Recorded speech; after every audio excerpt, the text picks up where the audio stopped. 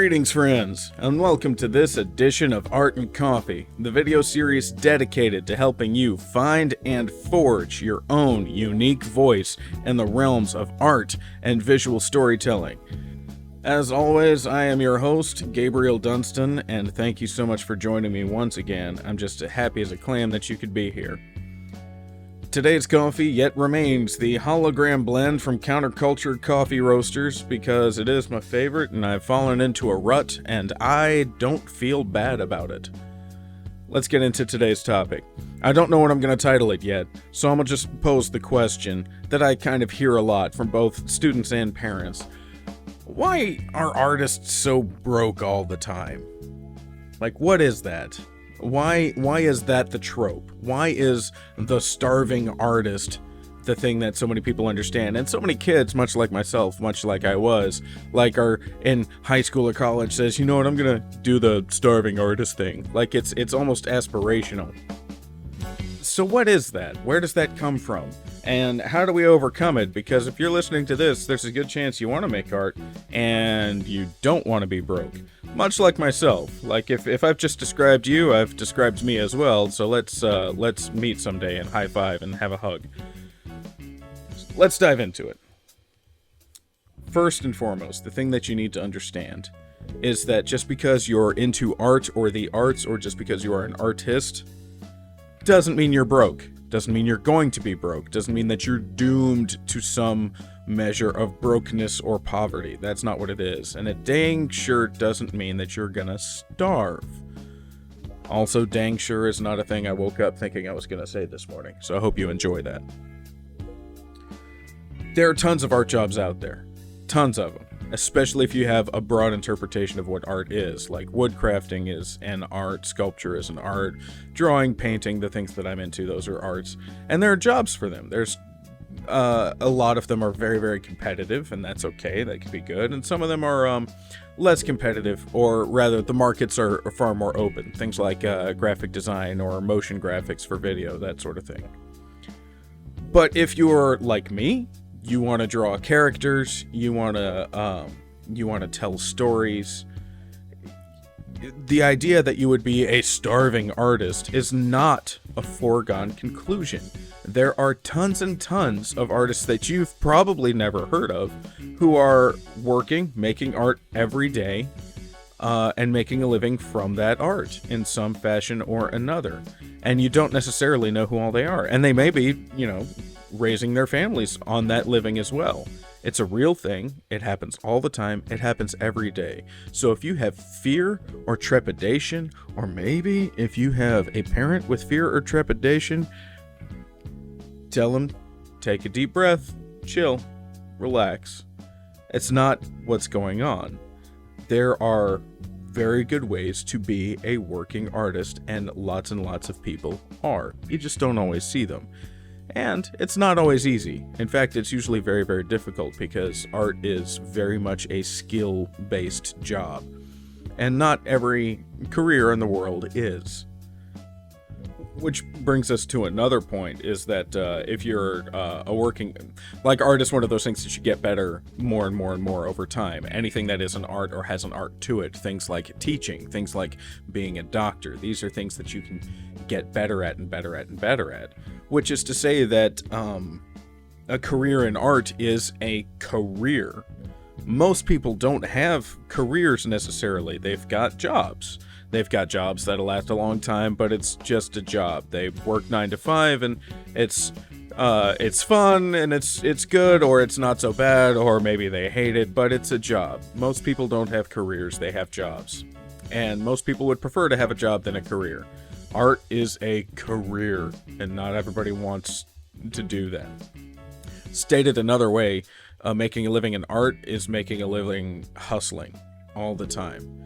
You're either an independent artist, you've got your own business, and you're hustling for clients, you're hustling for sales, you're hunting for cheaper art supplies or finding ways to buy in bulk, or you are hustling just to increase your skills. Like you're drawing every day, you're doing your maybe you're doing the figure drawing thing every week. Maybe you make time to go out people drawing the way that Steven Silver does, God bless him.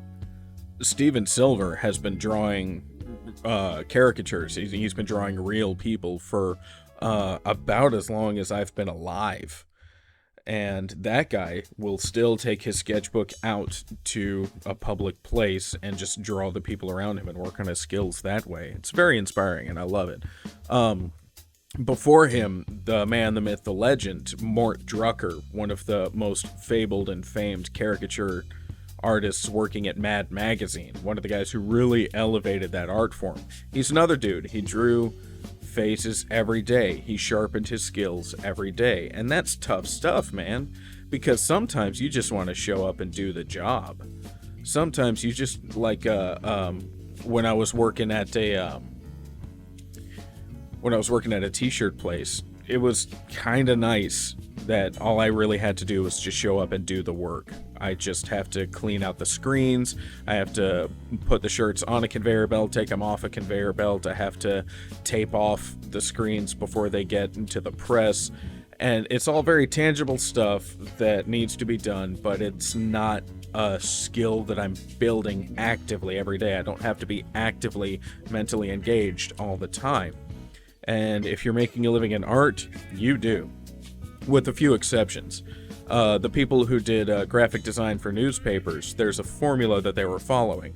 It's not uncreative, and it's not without skill that is built every day, but there's also, newspaper fitting words into column inches. There's a certain amount of it that's by rote. Put this here, plug it in this way, make sure that happens. Good, you checked all your boxes, great, move on. It's a job. But most art jobs, most art careers are careers, and you're constantly hustling. If you're an independent artist, you're hustling business-wise, and you're hustling the way every other career artist is, to constantly build your skills. Locally, some of my top 4 all-time favorite artists are the 2 guys from Creature Box. And do yourself a favor and look them up and follow them on Instagram, Creature Box, and follow those 2 guys individually, because their individual art is just chef's kiss. It's beautiful, so wonderful. And those guys work doing concept art and whatnot at Insomniac Games, which, boom, art job, day job, pays really well. They live in a pretty sweet, safe suburban town that's very convenient to raise kids in. That's not too expensive. And they've got a sweetheart art job that pays benefits with other professionals that they work with every day. And at the end of the day, what do they have to show for it? Finished video games. So that's pretty awesome. That's a job that exists, so kablam, art job. Those guys still, in the evenings, will go home and draw more stuff to keep their skills sharp. They'll make sketches of their own monsters and their own spacemen, or maybe fan art of their favorite characters from comics and movies. And oh my word, their art is just lovely. Every single time they draw a Hellboy or a Joker, it just makes me so happy. So, the past 8 minutes and 40-some seconds exist to let you know that the starving artist trope, it's a trope. It's not always real. And it's absolutely possible to make a career out of art and to spend your life as a working artist. There's lots and lots of people who do it. It's just you may not know about them because they're not all famous and because they all worked their own little wedge of their lives. And there's just so many ways to do it that essentially not every working artist, not every career artist takes the same path, and most of us kind of make it all up on our own and cobble it together by ourselves. And if that's the way you want to do things, good and good for you, and I'm here to cheer you on. That's part of what this whole series is about. But if you want an art job that is just a job, those exist too. You just got to look for them, and sometimes you got to make them for yourself, but they exist. And I don't want you or the people who love you to feel dour and doom and gloom, and like art is just the recipe for a series of disasters that end in poverty and starvation, because that's not what's up. Now, for the rest of the video, we are going to discuss where the trope comes from and why, for so many people, it has been true. It's important that I stress, and will stress over and over again, it's not the rule. Things don't have to be this way. But the starving artist, or why are artists always so broke, that doesn't come from nowhere. And it's really important to go forward in your life as an artist with your eyes open, and that's what I'm here to do. And I will begin with a gross oversimplification of capitalism, markets, and business. Super simplified version. You ready? Here it is. When markets are working correctly, what happens is value is created, and then value is captured. What does that mean? Now, in elementary school, they described economics as like the exchange of goods and services for monetary value. You know, big words that fifth graders use to sound smart. So keep those big words in mind.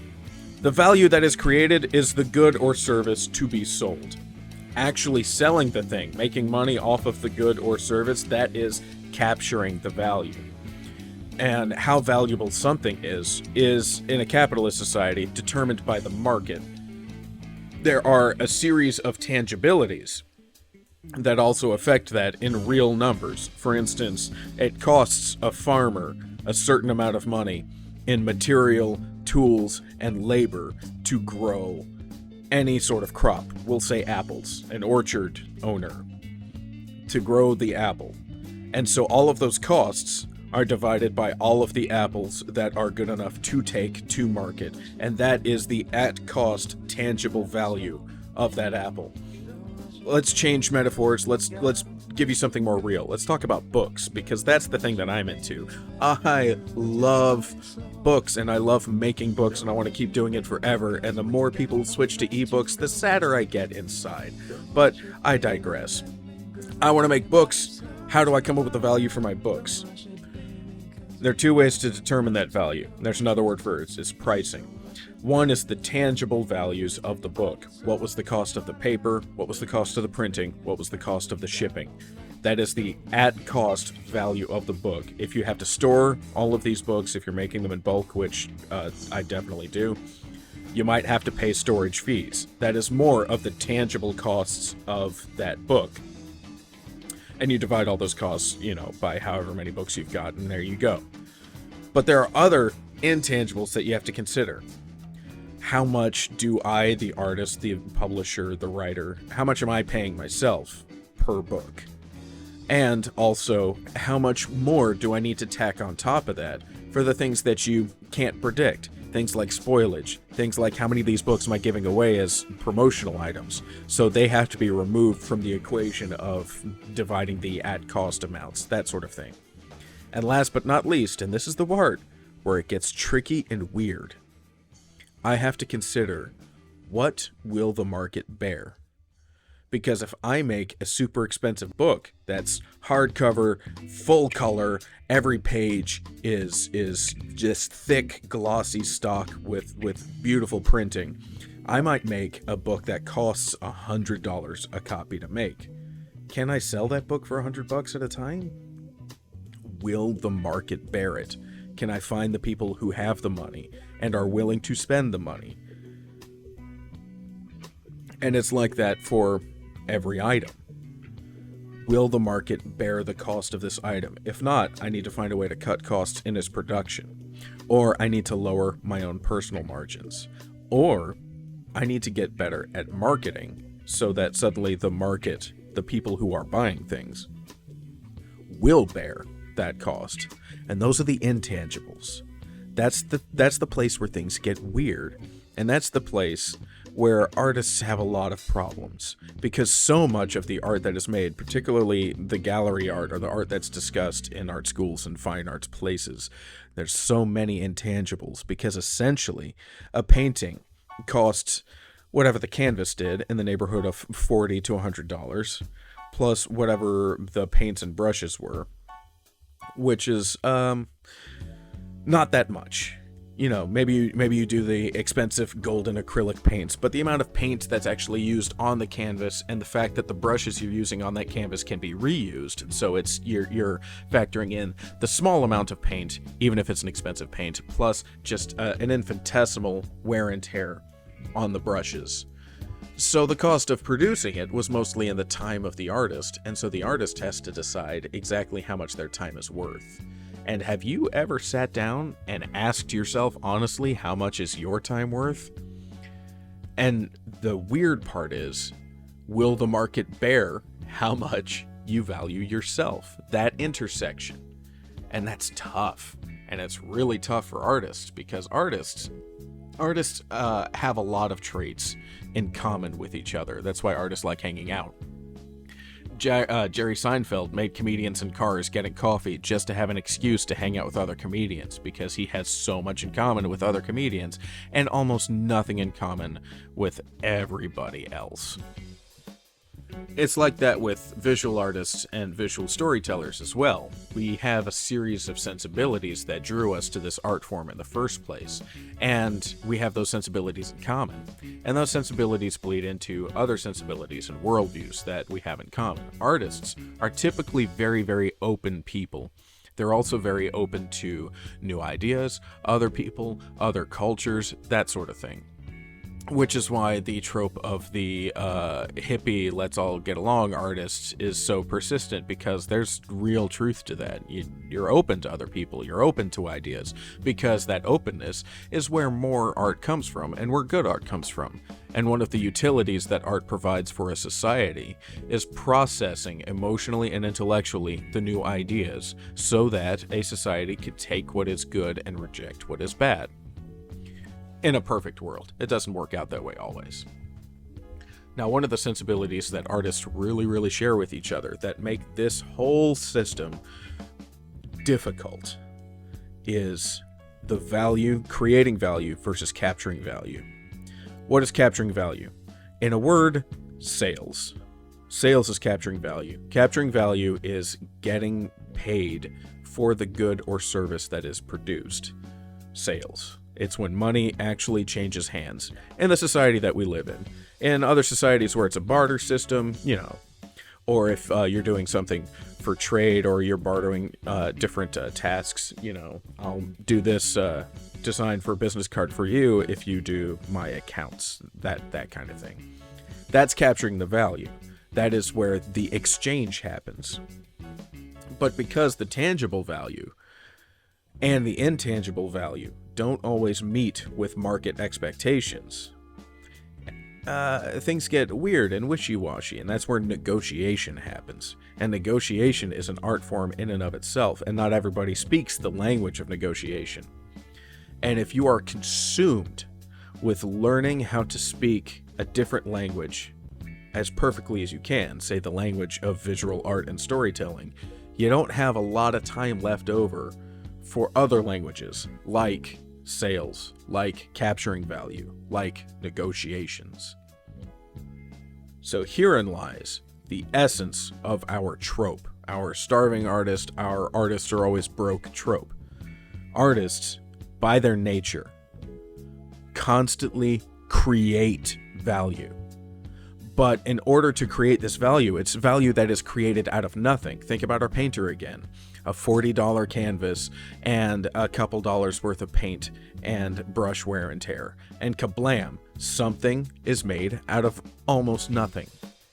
That's an incredible thing to do, especially considering if the painting that's made can provide huge utility for society. Imagine a gigantic painting that everyone can see, in which the canvas didn't even have to be bought. It was already provided. That's even more value for less cost in.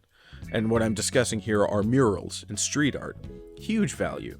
Artists, by this method, have revitalized entire communities by bringing huge amounts of value to those communities.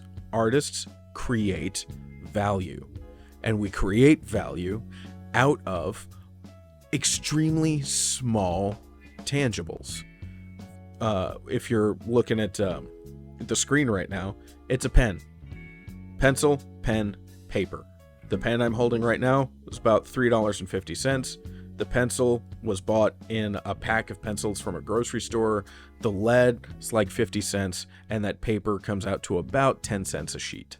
Kablam.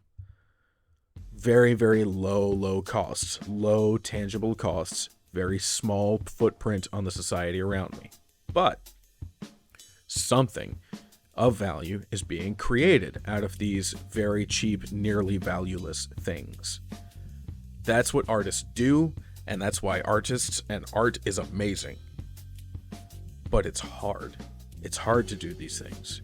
And it's very, very easy to become single-minded about creating the value. That artists so often forget completely, or just don't have the time, energy, or ability left over to concentrate on how to capture the value that they created. Artists, in order to be good, have to be a certain amount of self-conscious about themselves and their work, because then they're constantly looking with a critical eye. Where do I improve? Where do I improve? And that's why they're the best artists, because they're constantly improving. But that same critical eye makes it almost impossible for some artists to value themselves and their work correctly.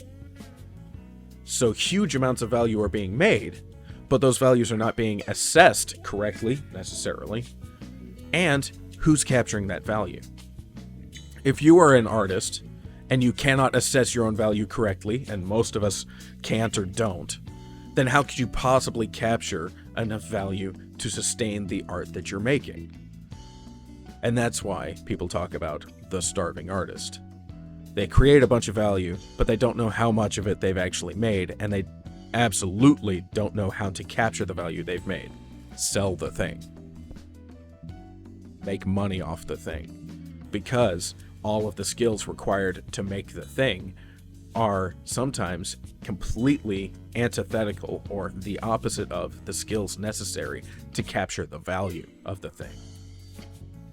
Now, there are people in the world, and this is why humanity is wonderful and awesome, and why humans are great, and why a cooperative society is the reason that humanity has done so very well for itself over our centuries, over our thousands of years, is because there are people who do not have the ability to create value from nothing or almost nothing, but they do have an uncanny ability to recognize value when they see it and to capture that value. And this is where people who are very, very good at sales and marketing come into play. And when it works, it's very honest. Here's the amount of value that's being created, the value is captured, and then the team who both created and captured the value split the money that they make in a way that they believe is fair and equitable to their given situation. The problem is, if you're good at capturing value, if you're good at sales, chances are you're good at negotiating. And if you're terrible at capturing value but very, very good at creating it, chances are you're not good at negotiating. So how that split takes place, which has to be negotiated, usually falls in favor of the one doing the selling. Which is why sales and marketing, nobody's mom or dad is upset with a son or daughter who says they want to go into sales or they want to go into marketing, because, hey, that's where the money is. Because that's where the money skills are. This is the place where things kind of fall apart a little bit. Because this is where society has its breakdowns. Because if you're good at selling, you're good at negotiating. And if you're good at creating the value, you're not necessarily good at negotiating, which puts you at a disadvantage. Which means the people who are making the sales and are doing the negotiations usually end up taking way more money. Which leads into another stereotype about artists and super duper artsy people. They're down with capitalism, like just super, capitalism is such a horrible, horrible system. And it's extremely, extremely easy to write these people off as super artsy and out of touch, and they're naive and they don't know how the real world works. And that's not entirely fair, because what that is a class of people who create the value and then are routinely and constantly boned out of their piece of the pie. It feels like so many times, everyone else is capturing the value that the artist created, except for the artist. And then there's other local cultural and societal things where it's like, it must have not taken you that long, or it must not have been that hard, and there's not a whole lot of recognition for how long art does take to make, how much time it takes, and how much skill, and how many years it takes to make that skill. And that societal norm is positively maddening if you're one of the people who is making the value, because that means you live in a society that appreciates the thing that you've made. They value the art. They value the contribution to the culture, but they don't value the artist. They don't value the person who made it, and they don't value the person or the person's skills because they don't understand them, because those skills are so highly specialized. And because, let's be real, so many people who call themselves artists are grifters of a kind, who just make a thing or say they made a thing and know how to pull the strings on any given art market to have the powers that be in that art market declare them worthwhile or important art or valuable or a genius. The word genius gets thrown around so very much in the art world. I'm glad you like Twin Peaks, but genius, that word doesn't go there. But I digress. So yeah, so many artists live in a world where the capitalist free market society values the work, but not the person who made it, and not the sweat equity that went into making it. And that is just maddening if you create the value.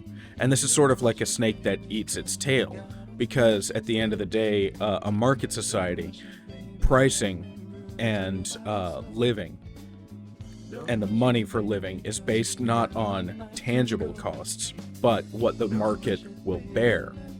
And then when the artist cries out, this is hard, I've created a lot of value, those who capture the value know what the market will bear more so than the artist, because that's their business, and the artist's business is actually just making the art. And they can turn around and make the argument to the artist, yes, but your tangible costs are low. So, what you do is a hobby for so many people, so how specialized are your skills really? Which is false. That's a shell game. And it is inextricably linked to a capitalist free market society. And so that's why you get tons and tons of artists just shaking their fists and cursing the sun that capitalism is just the devil because it does not properly compensate for the value that's created. And it's not limited just to the arts. That's why trade unions exist. Trade unions are a check on the capitalist society, a check on the industrialists and the robber barons of the Industrial Revolution, who were able to extract huge amounts of value from their workers, but who were also able to just not really pay them for the value that they got, work them until they're injured or until they're sick, and then cast them aside because there's always more workers, because they've arranged the local markets to bear that. That's why trade unions exist, so that all of these people who create value and spend all of their time and all of their effort learning how to create the value and then actually creating it, hire people who understand capturing value to negotiate on their behalf. That's what trade unions are about. Leastways, that's what trade unions do in a perfect world. Trade unions themselves are not a perfect check against the worse nature of a market society. But it's pretty good. Like, the market society actually in general works very well for most of the societies in which the market is regulated, so that it's fair and not just a fountain for monopolies. And you know what? This is a great big tangent where we talk about economics. So I'm gonna digress right now, bring it right back to art. There are trade unions for artists. There are artist guilds, especially in my experience for animators. There's an animation guild, and almost everybody who makes animation on the West Coast is a member of some kind. And depending on where you're at, it's kind of required that you be a member in order to get a job, because they negotiated that the studios will only hire union. And it's got its own politics, but that's why it exists and that's why it's there. There's also other things called the Graphic Artists Guild, which is the idea. It's similar to a trade union, but for working artists who mostly work freelance. I was a member for a minute, but I was a member just outside of college, and I didn't fully invest myself into the guild to understand its benefits. I only knew that was its prescribed purpose. I don't know how well it does. Most artists aren't members of any kind of union because art is so much of an individualist thing, which is essentially what I'm trying to cultivate here with this series and why I'm speaking to you, because the individualist nature of most art and artists is part of the intense value. It's the perspective. It's the point of view. That's one of the values that you're creating. The more perspectives and point of view get into any given piece of artwork runs the chance of watering it down and a message being lost. And especially if that message is, I'm here, this is my experience, and if this is your experience as well, I see you. And that's intensely valuable, not just on an individual level, but it reverberates out into any given society. And so if you have so many individual artists making their own individual works, what trade union can you be a member of? And so if you do not educate yourself on the manner of how businesses work, on how to negotiate, that sort of thing, and instead rely on yourself to simply create the value, there's a good chance you'll create a lot of value, but a very good chance that you won't capture the value that you've created effectively. Maybe not enough to make a living, maybe not enough to make a good living, which is one of the reasons why so many artists are broke, and why the trope of the starving artist yet still exists. And now as we wrap up, I need to end on a high note and remind you, this is just a trope. It's a stereotype. It exists for a reason, but it's not the rules. It's not gravity, and it's not guaranteed that if you decide on a career in the arts, that you will fail, or that you will starve, or that you will be constantly broke. It's not. There are things that you can do. There are art jobs that exist, and there's ways to educate yourself to capture the value that you create fairly. And most of that is overcoming your own hurdles and valuing yourself. And we'll talk about that more in future videos. But in the meantime, take care of yourself, take care of your friends, make art, and value the art that you make, because it is valuable.